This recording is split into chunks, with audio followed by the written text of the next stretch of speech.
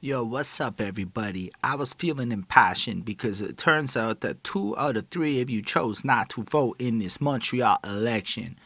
Basically, I just got involved in the local politics this time around. I went ahead and proceeded to interview candidates and try to learn more about the issues. And it looks like when push came to shove, only 38.29% of Montreal chose to get up and vote in an election.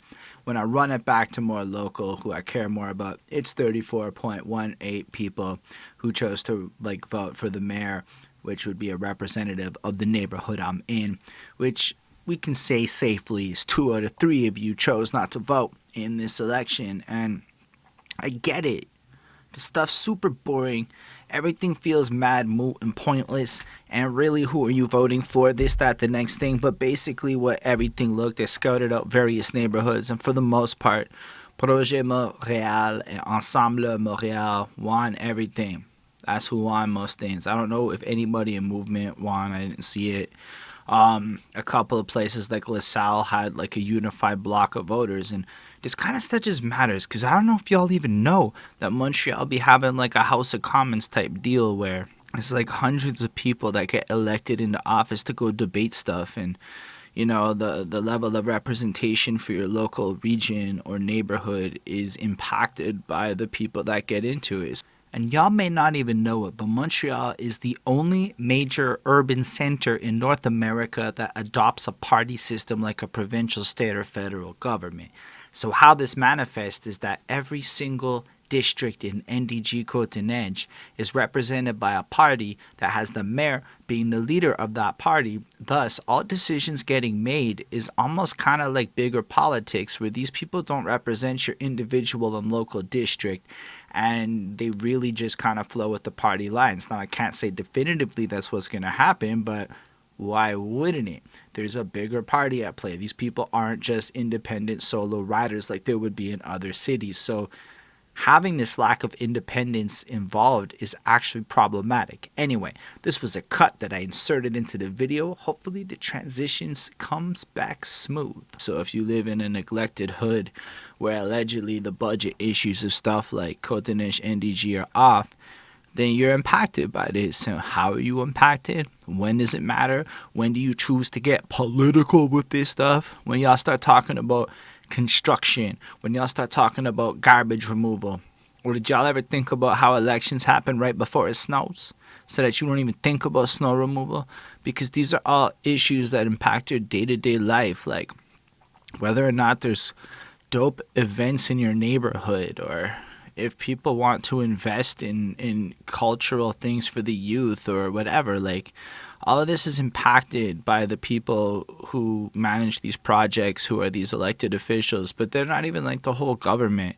I realized a lot of us don't know a whole lot of it, so I understand why 2 out of 3 of you chose not to vote in this, but still is like, we the old ones now. We in our 30s or younger or whatever. I just assume people be my age. And like, we're the ones that gotta care, that have to like step up. Like, I don't know. I just wanted to give you a visual of how much an individual vote can actually matter sometimes depending on your thing. So if we flip over here, we just have the results in front of us, right? I'm going to even do a little zoom in so it's right in your face. This is the mayor of my neighborhood, the various parties that existed. Look at the difference in these two votes. This Gracia Kasaki lady beat out Lionel Perez by 177. To make it quick, this is the left-wing option, this is the right-wing option, just to simplify it. Everybody else is whatever. But when you run the numbers, literally, if people wanted to, they could have made Neil win. Anybody could have impacted this. They had 177 differences, yo. Like, that's a block with apartment buildings, because they do not care about you if you are not a parent and you do not own a home, which is another reason why I know you didn't vote. So there's a lot of wonky stuff in this Montreal political sphere, and I wanted to take this time to announce to y'all my intentions of moving a little bit into these more political short videos where I question why you didn't vote. I don't know the answer, so if you could tell me in the comments why you chose not to vote, why you felt this was irrelevant, whether you voted, I don't want to know who you voted for, but what options you felt were available, if it made sense. But most importantly, because there's some stuff that can be done better.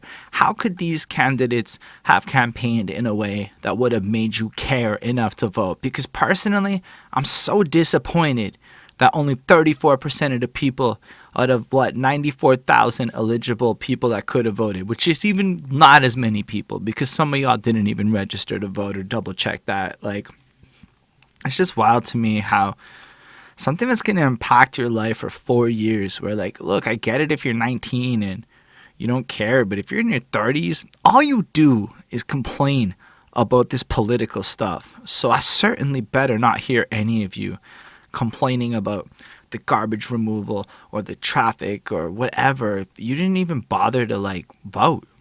Like, where's your voice at? You had the chance. And if I flip that over here and we scroll down, yeah, it's a bigger majority for this district, but still, these numbers aren't, like, crazy. A right amount of campaign. Okay, Peter McQueen swept that. Ain't nobody touching Peter McQueen. All right, shut up, Peter McQueen. Look at this. My district. Even smaller than the mayor. Okay, this is where I'm at, Loyola. The race was 97 votes. Okay, like, all I'm trying to say is I feel so disappointed by the lack of interest in this, and I highly encourage y'all to vote. This is a new kind of video for me. I'm going to wrap it up here. It's going to be a rant series of sorts where I express my thoughts on what I think is important, different than the other ones. I don't even think I cussed one time in this video. So stills, let me know what topics you want to see me talk about next. Let me know what you think is interesting. Like, comment, subscribe, but most importantly, tell me why you, if you are one of the 2 of 3 people that did not vote, chose not to vote in this election. Peace, live long, and prosper, everyone.